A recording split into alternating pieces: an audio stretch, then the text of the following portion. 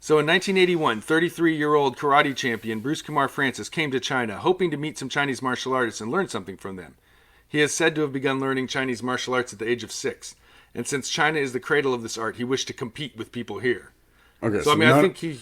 none know, of that. sounds None of really that young. is accurate. He started doing karate at 13. Right, judo, karate, yeah. At 13, and didn't do Chinese martial arts until about 1968 when he started. Maybe it was a little earlier than that, but started with Wang Japan. Qijing's students. So In Japan, right? Yeah. in Japan, yeah, and so some of this is, and I love the way they use karate champion as almost an insult. Like Right. it's just like He's a karate guy. It's a bit loaded.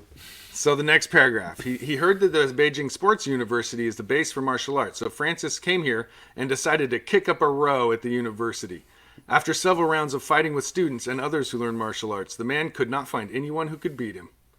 So that's pretty interesting. It sounds like he did get in some scraps and was feeling like, hey, that's so great. The unofficial sort of boring story that I heard was basically that the main guy at the Beijing school, this guy Feng, they couldn't find anybody that could significantly, embarrass Bruce, and so they drug Feng out of retirement to come back, Give him somebody to come give this white boy a thrashing, and It sounds like it worked. Yeah. So next paragraph. The American became very conceited and even said that this is just a waste of my time here, recalled Men Huifeng, Dean of the Department of Martial Arts.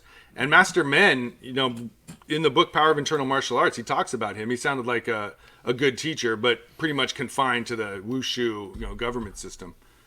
In order to win and show this foreigner real martial arts, men went to folk groups outside the university to find people who were good at martial arts. And I like how it says folk groups. That shows the difference between, government-sponsored wushu and traditional martial arts as practiced by people, families, lineage associations, as just part of Chinese culture since time immemorial.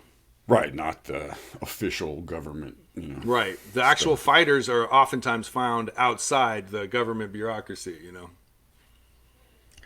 So finally, he found Feng Zhiqiang. The invitation was an official one from the Beijing Sports University, recalled Feng, who is now 83.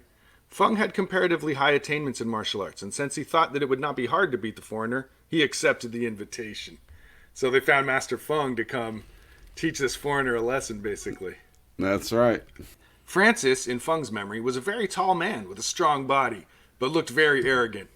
On September 2nd, 1981, the two fighters met at a vacant lot in the university, and with only a few people in attendance, they began fighting.